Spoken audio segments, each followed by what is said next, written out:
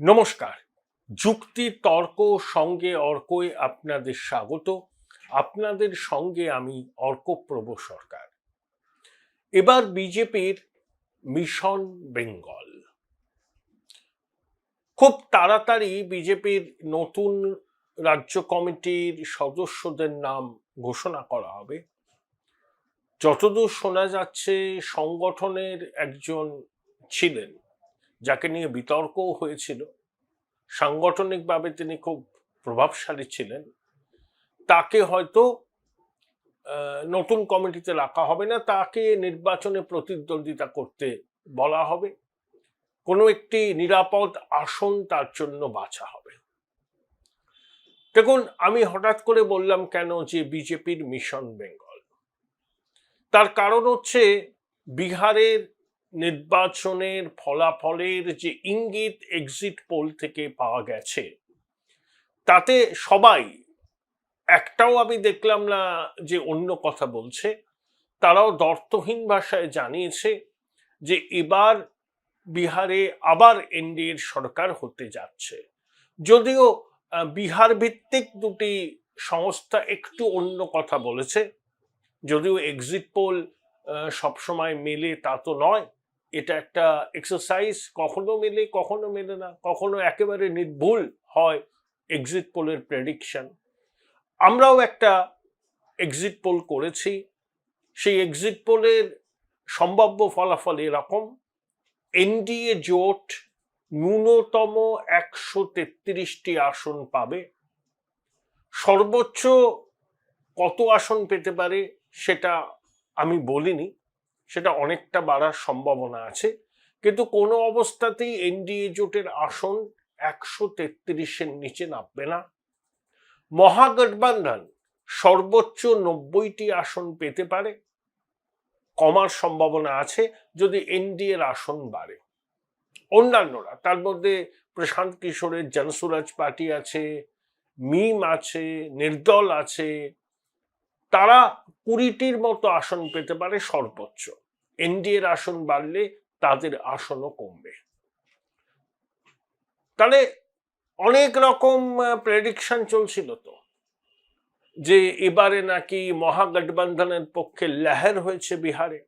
আমি প্রথম থেকেই একটা জিনিস বলে আসছি, যে নীতিশ কুমারের নেতৃত্বেই এনডিএ আবার মন্ত্রিসভা তৈরি করবে বিহারে।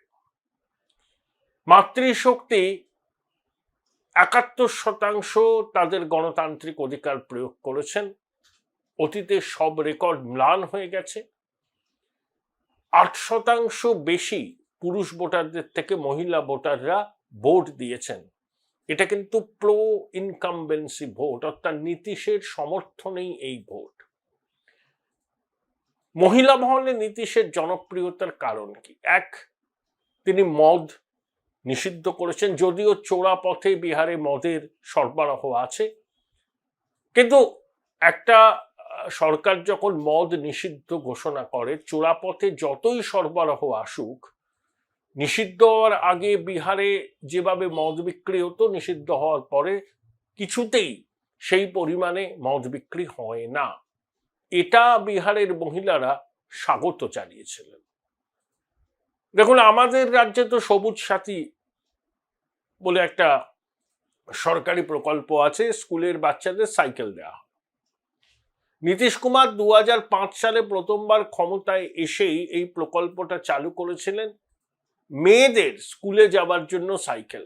তখন ধরুন যারা 5-6-এ পড়তো, তারা তো এখন ভোটের অধিকার হয়ে গেছে, তারা আগেও ভোট দিয়েছেন, দু একটা নির্বাচনে, এবারও দিয়েছেন। তাদের সমর্থনটা কিন্তু নীতিশের দিকে আছে। এবং ওই যে 2 লক্ষ টাকা করে দেয়া হবে, কি বলবো আর কি, ছোটখাটো ব্যবসা বাণিজ্য করার জন্য মহিলাদের, তার মধ্যে 10,000 টাকা আগেই দিয়ে দেওয়া হয়েছে। এখন ভালো একটা যদি প্রকল্প মহিলারা করতে পারেন, বাকি টাকাও দেওয়া হবে। কিন্তু যে 10,000 টাকা দিয়েছে সেই টাকা কিন্তু ফেরত দিতে হবে না।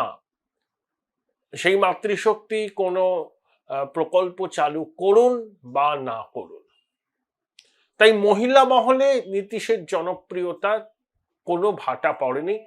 আর বিহারের কাস্ট অ্যারিথমেটিকটাও নীতিশের পক্ষে গেছে, মহাগঠবন্ধনের পক্ষে কাস্ট অ্যারিথমেটিক কাজে লাগেনি।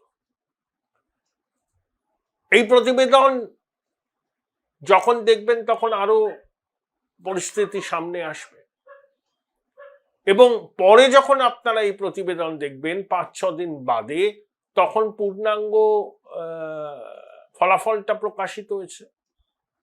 এখন বিহারে ভোটের জয় এনডিএর কাছে খুব কাঙ্ক্ষিত ছিল, কারণ 2024 লোকসভা নির্বাচনে বিপর্যয়, আমি বলবো বিজেপির কাছে বিপর্যয়, 400টা আসন পাবো এই প্রত্যাশা নিয়ে তারা 240-এ থেমে গিয়েছিল।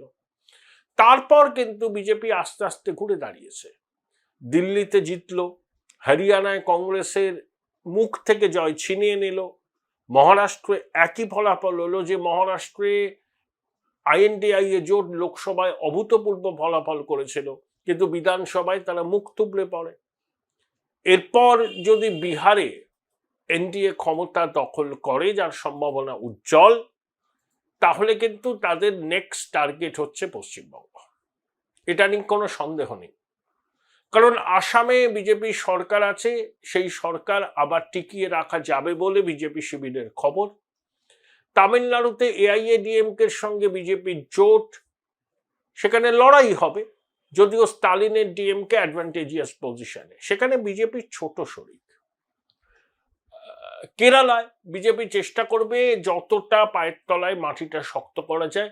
প্রথমবার কেরালা থেকে একজন লোকসভার সাংসদ হয়েছে বিজেপির, সুরেশ গোপী, তিনি কেন্দ্রের মন্ত্রী পর্যন্ত হয়েছেন, অভিনেতা। তো মূল টার্গেট কিন্তু পশ্চিমবঙ্গ, এবং অমিত শাহ কিন্তু বারবার করে বলছেন যে এবার যে কোনো ভাবে বিজেপির সরকার হবে। দেখুন, অমিত শাহকে রাজনৈতিক মহল চাণক্য বলে তুলে ধরেন, তার ইলেকশন স্ট্র্যাটেজি নাকি এমনই নিখুঁত, কিন্তু দুঃখের বিষয় হলো অমিত শাহের এই সুনাম পশ্চিমবঙ্গে কার্যকর হয়নি, 21-এ হয়নি, 24-এ হয়নি। এবার অমিত শাহের কাছে এটা ব্যক্তিগত সম্মানের প্রশ্ন, এবং তার জন্য কিন্তু যা যা করার তাই তাই তিনি করবেন, এবং বিজেপি করবে। অনেকে বলছেন, বিজেপির মধ্যে থেকেও অভিজিৎ গাঙ্গুলির মতো কয়েকজন বলছেন যে কেন্দ্রীয় সরকার বা এজেন্সির উপর ভরসা কমে যাচ্ছে, কেন এজেন্সি ধীরে ইঁদুরদের গ্রেপ্তার করছে না। হোল্ড ইউর ব্রেথ, যা করার তা হবে, অতটা বিচলিত হবেন না। সবে তো কলির সন্ধে, নির্বাচন এখনো দেরি আছে। যা করণীয় সেটা করা হবে, তাড়াহুড়ো করে কিছু হবে না। অরবিন্দ কেজরিওয়াল যদি গ্রেপ্তার হতে পারেন, এই রাজ্যের প্রভাবশালীরাও গ্রেপ্তার এড়াতে পারবেন না। হেমন্ত সোরেন যদি গ্রেপ্তার হতে পারেন, এই রাজ্যের প্রভাবশালীরাও গ্রেপ্তার এড়াতে পারবেন না, কারণ তাদের বিরুদ্ধে যথেষ্ট তথ্য প্রমাণ আছে। কিছু মিসিং লিঙ্ক এখনো হয়তো আছে, সেগুলো জোগাড় করে মালাটা গাঁথার উদ্যোগটা নেওয়া হয়েছে, এবং সবুজ সংকেত কিন্তু পাওয়া গেছে, এজেন্সির কাছে সবুজ সংকেত এসছে যে তোমরা যদি মনে করো তোমরা পদক্ষেপ নেবে, কড়া পদক্ষেপ নেবে, নিতে পারো, কিন্তু তার আগে মাটিটা শক্ত করে আঁটঘাট বেঁধে নামতে হবে, এবং আদালত গ্রাহ্য নথি প্রমাণ দাখিল করতে হবে। কেউ তো কখনো ভাবেনি যে পার্থ চট্টোপাধ্যায় জেল যাবেন, কেষ্ট তিহারে গড়াগড়ি খাবেন, বালু মল্লিক জেল খাবেন, কেউ কেউ ভেবেছিল? এখন পার্থ চট্টোপাধ্যায় প্রায় 3.5 বছর জেলে এবং হসপিটালে থেকে বেরিয়ে এসছেন। এখন তিনি বলছেন যে তিনি ভিকটিম অফ দ্য সার্কামস্টান্সেস, তাকে ফাঁসানো হয়েছে। কতগুলো সংবাদ মাধ্যমকে দেখলাম পার্থর এই ঘরে প্রত্যাবর্তনকে নিয়ে তারা খুবই আনন্দিত, মানে আবেগ একদম কলম থেকে ছলকে ছলকে পড়ছে। আরে পার্থ, মানিক, ওই কতগুলো আমলা এবং প্রভাবশালী, তাদের জন্যই তো এই শিক্ষা ব্যবস্থাটাকে একেবারে লাটে তুলে দেওয়া হয়েছে না, যেভাবে চাকরি বেচা হয়েছে, চাকরি, মাছ বাজারে মাছ যেমন ভাবে বিক্রি হয় দরাদরি করে, বর্ষার সময় ইলিশ মাছের কিলো নিয়ে অনেকে অনেক রকম দরাদরি করেছেন বিভিন্ন বাজারে, মানিকতলা বাজারে একদম, উল্টোডাঙ্গায় একদম, গড়িয়াট মার্কেটে একদম, 19-20 তো আছেই, মানুষ দরাদরি করে কিনে, যেখানে চাকরিটাও ঠিক সেইভাবে দরাদরি করে বিক্রি হয়েছে। তাই যারা পাথর জেল মুক্তি নিয়ে উচ্ছ্বাস প্রকাশ করছেন তারা জেনে রাখুন এটি কলঙ্কিত ব্যক্তিত্ব হচ্ছে এই পার্থ চট্টোপাধ্যায়। আমাদের শিক্ষাটার মেরুদণ্ডটা ভেঙে দিয়েছেন এই পার্থ, মানিক, ওই কতগুলো আমলা, এরা সবাই মিলে চৌর্যবৃত্তির সাম্রাজ্য প্রতিষ্ঠা করেছেন এরা। আজকে 3.5 বছর জেল কেটে জামিনে বেরিয়ে কেউ যদি বলেন যে তিনি নির্দোষ, তার কথা শুনে ঘোড়াও হাসবে। আবার পার্থর কিছু চামচা বলছেন বেহালা পশ্চিমে দাদাকে চাই, দাদা দাঁড়ান, মানুষ বুঝিয়ে দেবে। তবে তৃণমূল এই ভুলটা করবে বলে আমার মনে হয় না। পার্থর বিরুদ্ধে তো চার্জশিট হয়েছে, এখন তো চলবে আদালতে। তা পার্থ তো সততার মূর্ত প্রতীক নয়, তার বিরুদ্ধে চার্জশিট হয়েছে, বিচার প্রক্রিয়া শুরু হবে, তাই তার জামিন মঞ্জুর করেছে সুপ্রিম কোর্ট, দ্যাটস অল। সে নির্দোষ প্রমাণিত হয়নি। তাকে নিয়ে আধিক্ষেতা বাংলা সংবাদ মাধ্যমের একটা অংশের হাসি পায়। যে লোকটা এবং তার সাঙ্গপাঙ্গরা এতগুলো মানুষকে পথে বসালো, এতগুলো পরিবার ভেসে গেল, তাকে নিয়ে বাংলা সংবাদ মাধ্যমের একাংশের এই আদেখলাপনা সত্যি লজ্জা করে। মানে এরা কিভাবে, এরা যা বলবে, যা দেখাবে, যা লিখবে, বাংলার মানুষ সব একেবারে গ্রহণ করবেন। বাহ, একেবারে সারসত্যটুকু বলে তিনি। সারসত্যটা হলো এই, পার্থ নির্দোষ নয়। চার্জশিট দাখিল হয়েছে, আদালতে বিচার চলবে, সেই জন্য তাকে মুক্তি দিয়েছে সুপ্রিম কোর্ট জামিনে শর্ত সাপেক্ষ। তাহলে এই হচ্ছে বর্তমান পরিস্থিতি। দেখুন, এসআইআর এর বিরোধিতা করে রাজ্য গেছে সুপ্রিম কোর্টে, সেখানে কপিল সিব্বল কি বলছেন, এমন এমন জায়গা আছে সেখানে মোবাইলের 4G 5G নেটওয়ার্ক কাজ করে না, এখন উৎসবের মরশুম, এখন ধান কাটার মরশুম নাকি বললেন, ক্রিসমাস আসছে, এত তাড়াতাড়ি কিভাবে এসআইআর হবে, স্থগিত করা হোক। আচ্ছা, এসআইআর যদি স্থগিত হয় তাহলে ভোটও হবে না, আধখ্যাঁচড়া ভোটার তালিকা দিয়ে তো আর ভোট হতে পারে না। তাহলে এই সরকারের মেয়াদ শেষ হলে রাষ্ট্রপতি শাসন জারি হয়ে যাবে, ভোট না হলে কি হবে, শূন্যস্থান তো থাকে না, প্রশাসন তো চলবে, তখন এসআইআর হবে, তারপরে ভোট হবে। পুরনো ভোটার তালিকাকে সামনে রেখে নির্বাচন হবে না, এটা স্পষ্ট শুনে নেওয়া ভালো। দেয়াল লিখনটা স্পষ্ট, সুপ্রিম কোর্ট কখনোই এসআইআর প্রক্রিয়ায় স্থগিতাদেশ দেবে না, দেয়নি। বিহারে তো নতুন তালিকায় ভোট হয়ে গেল, অন্যান্য রাজ্যে তো চলছে এসআইআর, ফর্ম বিলি শেষ পর্যায়ে, 4 ডিসেম্বরের মধ্যে এই পর্বটা শেষ হয়ে যাবে, আবার শুনানি 26 নভেম্বর। অতএব এসআইআর প্রক্রিয়াকে বানচাল করবার জন্য অনেক চেষ্টা করেছে শাসক। আমাদের পয়সায় বড় বড় আইনজীবী নিয়োগ করা হয়েছে যাতে ভোটার তালিকা সংশোধন নির্বাচন কমিশন করতে পারে। দিদিমণির এত ভয় কেন, খোকাবাবুর এত ভয় কেন? জন্ম থেকে মৃত্যু পর্যন্ত সরকার মানুষের পাশে আছে। হরেকরম্বা প্রকল্প, লক্ষ্মীর ভান্ডার, কন্যাশ্রী, রূপশ্রী, সবুজ সাথী, স্বাস্থ্য সাথী, সমব্যথী, আরো কত কিছু আছে। যারা এত কাজ করেছেন, দিদিমণি 90% কাজ করে দিয়েছেন, তাও এসআইআর এর আতঙ্কে ঘুম উড়েছে। তাজ্জব না? এটাই হচ্ছে ভয়ের লক্ষণ। একটা সাংবিধানিক প্রতিষ্ঠান সাংবিধানিক দায়িত্ব পালন করবে, সেটাকে ভেস্তে দেওয়ার জন্য কপিল সিব্বলদের মতো আইনজীবীকে আমাদের করের টাকায় রাজ্য সরকার নিয়োগ করছে সুপ্রিম কোর্টে। এদের লজ্জা শরম বলে কিছু নেই। তাহলে এই রাজনৈতিক পরিস্থিতি, আর একটা ঘটনা ঘটবে দেখে নেবেন কিছুদিনের মধ্যে, হেমন্ত সোরেন আইএনডিআই এ জোট ছেড়ে বেরিয়ে এসে এনডিএ জোটে সামিল হবে। খুব তাড়াতাড়ি এই ঘটনাটা ঘটবে। এবং বিহারে নির্বাচনী ফলাফল যদি এক্সিট পোলের মতো হয়, এই প্রতিবেদন যখন আপনারা আবার কয়েকদিন বাদে দেখবেন তখন পরিষ্কার হয়ে যাবে, তখন আর এই যদি কিন্তু থাকবে না, কি ফলাফল হলো। যদি এক্সিট পোলের পূর্বাভাস মতো এনডিএ জোট বিপুলভাবে ক্ষমতায় আসে, বিহারে দশমবারের জন্য মুখ্যমন্ত্রী হিসেবে শপথ নেন নীতিশ কুমার, তাহলে দিদিমণি জেনে রাখুন, আপনি আর নবান্নে ফিরতে পারবেন না। Join Indian Institute of Hotel Management now. Right choice, right decision. কিছুতেই ফিরতে পারবেন না। নির্বাচনটা যদি নির্বাচনের মতো হয়, মানুষ যদি তার গণতান্ত্রিক অধিকার প্রয়োগ করতে পারেন, তবে এই চৌর্যবৃত্তির সাম্রাজ্যের অবসান হবে বলে অনেকে মনে করছেন। তার কারণ এই সরকার তো নতুন করে কিছু বলতে পারবে না মানুষের কাছে, আমরা এই করব সেই করব। 15 বছর ধরে অনেক করেছেন, কি করতে পারে এরা সেটা মানুষ জানে। দেখুন, বিহারে এনডিএ ক্ষমতায় আসলো, আসামে সরকার করলো, উড়িষ্যায় করলো, ঠিক আছে। বিজেপির কাছে সব থেকে চ্যালেঞ্জ হচ্ছে শ্যামাপ্রসাদ মুখোপাধ্যায়ের জন্মভূমি এবং কর্মভূমিতে বিজেপির সরকার তৈরি করা। সেই লক্ষ্য যাতে পূরণ হয় সেই জন্য বিজেপি চেষ্টার কৌশল করবে না। কি কি করতে পারে তারা? যখন এসআইআর এর পর একটা তো ভোটার তালিকা প্রকাশিত হবে, তাতে অনেক নাম বাদ যাবে। এই নিয়ে আমি এটা পরে প্রতিবেদন করব। 2,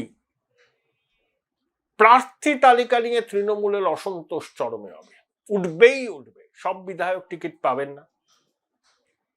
এক এক জায়গায় প্রার্থী হতে চান 30 থেকে 40 জন। দেখবেন তৃণমূল একদম শেষ বেলায় প্রার্থী তালিকা ঘোষণা করবে, যাতে এই ক্ষোভ বিক্ষোভগুলোকে যতটা সম্ভব ঠেকিয়ে রাখা যায়।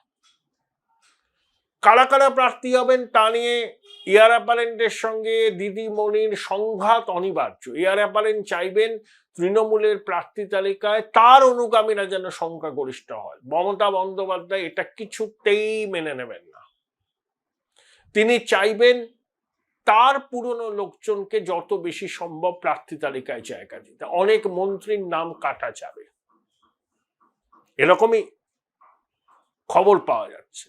যদিও তৃণমূল সম্পর্কে এই ধরনের স্পেকুলেশন করা ঠিক নয়, কারণ ওটা প্রোপ্রাইটারশিপ কোম্পানি। শেষ মুহূর্তে ছোটবাবু পিসিমণির ভাব হয়ে গেল, তখন সব এক হয়ে যাবে, আঁটি গড়াগড়ি খাবে। তৃণমূলের নেতারা এটা জেনে রাখুন, আপনারা ছোটবাবুর পক্ষে আছেন, পিসিমণির আপনাদের পছন্দ করছেন না, আবার পিসিমণির পক্ষে আছেন বলে খোকাবাবু পছন্দ করছেন না। রাজ্যের এক মন্ত্রীর ক্ষেত্রে এই হয়েছে, যিনি খোকাবাবুর একদম ঘনিষ্ঠ সহচর ছিলেন, আমার নেতা বলে আর্তনাদ করতেন, সেই ভদ্রলোক এবার টিকিট পাবেন কিনা তা নিয়ে সংশয় আছে। তার বিধানসভা কেন্দ্রে বা আশেপাশের কেন্দ্রে খোকাবাবু যাচ্ছেন, পুজোয় গেছিলেন, ফুচকা খেয়েছেন, সেই মন্ত্রীকে কিন্তু ডাক পড়েনি। তার বদলে ওই জেলার খুদে ভাইপো সে ডাক পেয়েছে।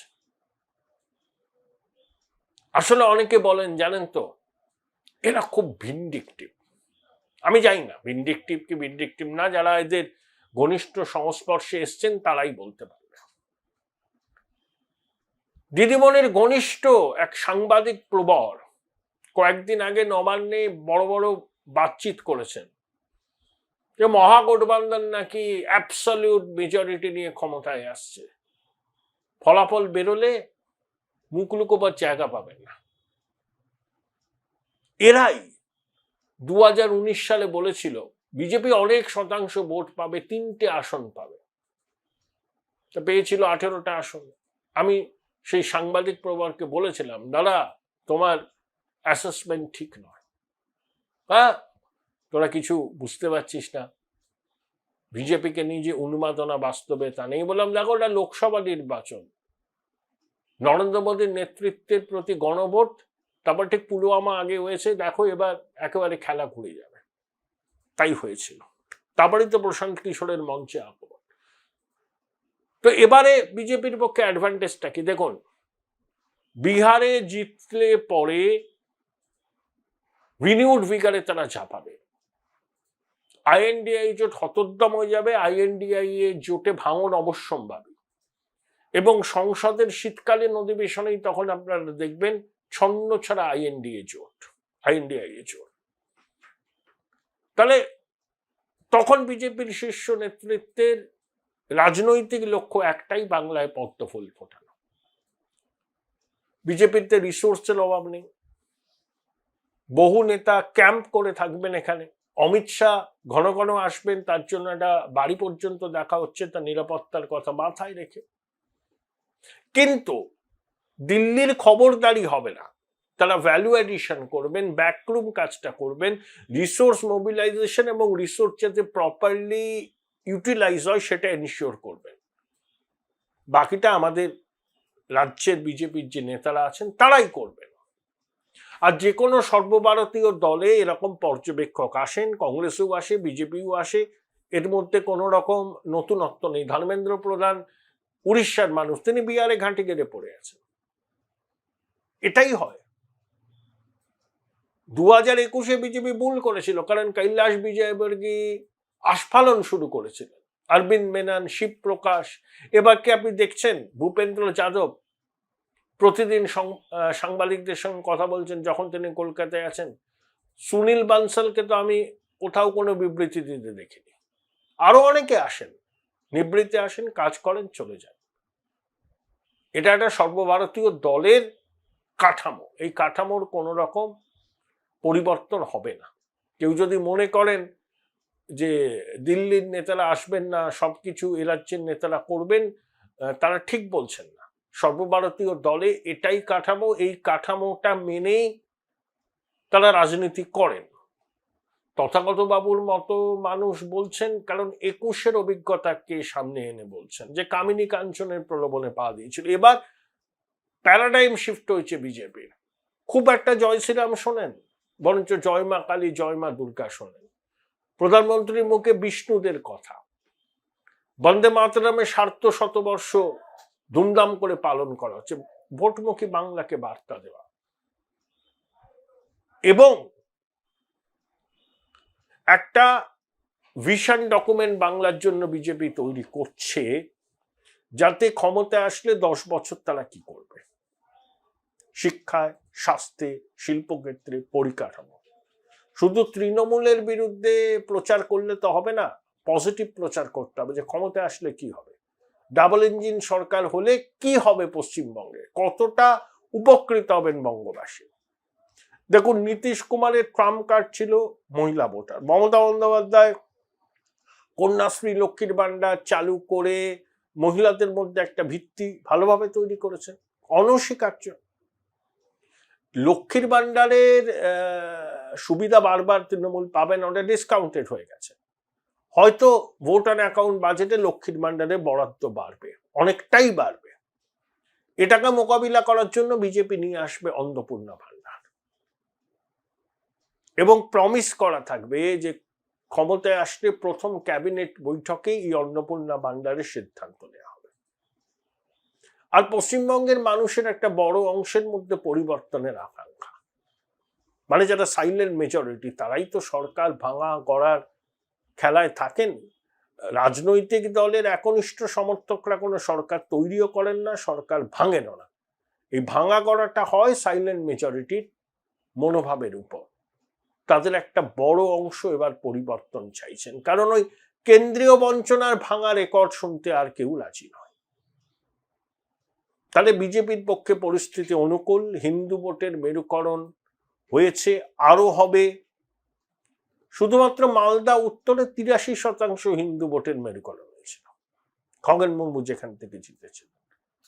এবার সারা বাংলায় কম বেশি 65% উপরে হিন্দু ভোটের মেরুকরণ হবে, মানে লোকসভার থেকে অন্তত 8 থেকে 9% বেশি। আর এসআইআর এর পর আশা করব 80% নির্ভুল হবে। তাতে দু দলের মধ্যে ভোটের ব্যবধানের যে ব্যবধানটা আছে সেটা কমে আসবে। তাই বিজেপির অপারেশন ওয়েস্ট বেঙ্গল বা মিশন ওয়েস্ট বেঙ্গল, তার মধ্যে অনেক উপাদান থাকবে, সাম দাম দণ্ড ভেদও থাকবে।